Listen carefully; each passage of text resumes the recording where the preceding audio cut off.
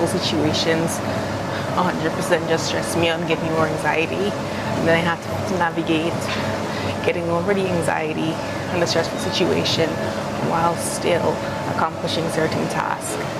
And I dislike that. But like, that would be a controversial take because to grow muscle, you have to put it under pressure, right? So people try to... I mean, that's true. People try to put the two together. But I don't think it's together. Yeah, it's not together. But I know people try to say, well, look at this person. They went through all this and this is their outcome, and maybe they wouldn't have done it if they didn't go through those things. Like, honestly, I think it depends so much on your personality, your character, and who you are as a person overall. Like, for me, I don't need somebody to low-key scream at my face, or like, you know, people that watch those motivational videos where someone is saying like, you gotta get up. I need that though. Like, I'm not that type of person. Like, sometimes I like listening to that, but then it starts to become just noise and I get overstimulated. I think for me, navigating stressful situations, if I'm being, for example, lazy and need some motivation, it's more of like someone I love, seeing them in a certain predicament and being like, oh my, I want to help this. And if I want to help and I need to do a certain action, then I will do that. Like, for me, that's my motivation. Where's my water bottle?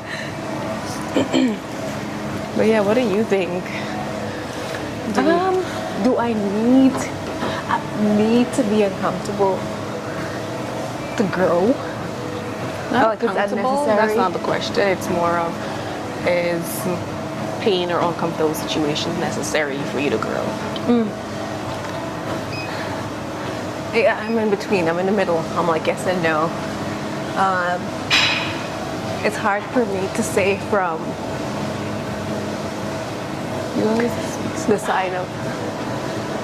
It's hard for me to say from the side of like comfort because I've experienced a lot of uncomfort and that's what's helped me grow. But at the same time, I feel like with good advice, with good nurturing, with the right mentors, you can be comfortable and still grow.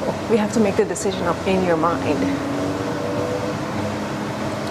Like, once you make that decision for yourself, you decide. Because in your uncomfortableness, you have to decide whether you want to take that next step forward. And you can also do that when you're comfortable. Like, who says there's not always another level to get to? So I'm in the middle. Sometimes you need a punch in the face. But yeah, that's actually a really great point. Yeah.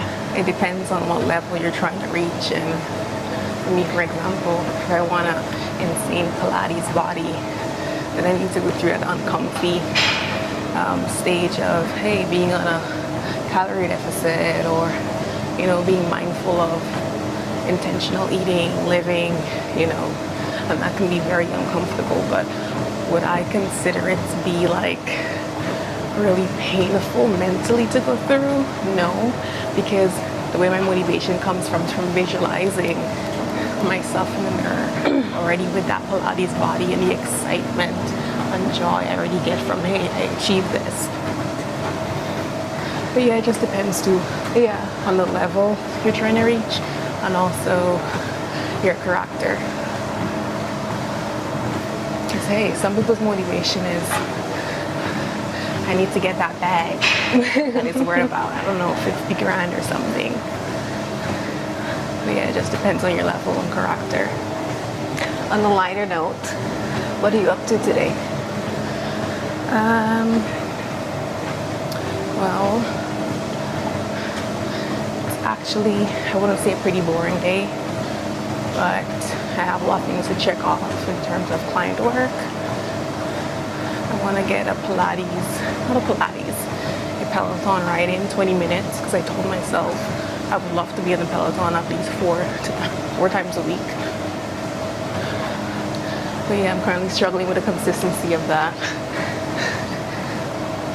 Yeah. I think the method we're choosing to do now is to plug things in our calendar. Sometimes it's tough, especially like in our line of work. It's like some things might go over time, but I think just having that discipline of knowing like this needs to be done in this specific time, and then I think over time you're gonna get more of a hang of it. To like, because sometimes you underestimate how long it takes to do something, sometimes you overestimate. But the goal of today is to be extremely productive. Ooh, and also to include, like, we really want to have more consistent afternoon walks. Like, Yeah. it's like that touch grass method with like you get a break from work, step away from your desk, and just go out for like a 10 to 20 minute walk, even if it's 5 minutes. So that's something we're hoping we can stick to during this week. Just checking my mic. Okay. Imagine me babbling and you guys can't hear me. Like you can't hear me. Like that would suck, right? But yeah. Currently I'm walking a 15 incline. What incline are you walking on? I'm on 2.2 speed and 10.5 incline. What's incline? 10.5. Okay.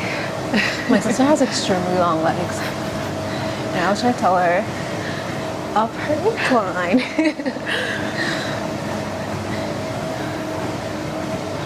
Yeah, even I realized, I'm like, I prefer to walk on incline than jog or run as much, like 4 to 5 miles every morning. Instead of doing that, I'm gonna switch it up and sometimes walk on incline.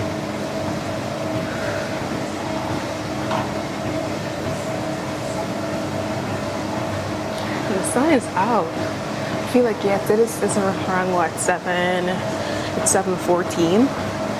But we're usually not out this late. Right. Yeah. No, but I'm thinking the sun is rising a bit faster.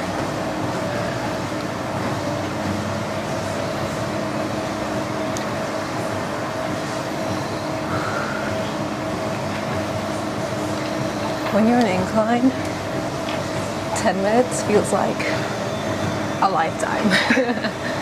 Anyways.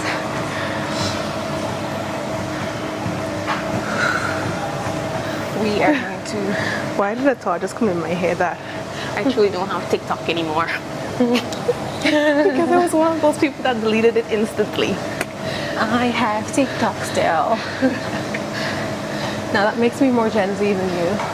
Because why would you delete it? Like, I'm totally a Gen Z. Because I deleted that thing instantly, like, goodbye. Like, sometimes it's nice to know, hey, I can scroll through and see the girls, what they're up to. yeah. Oh. I'm gonna really get into this. Put on my my little wrist weights and grind out. And we can touch base with you when we're in the yoga room, perhaps.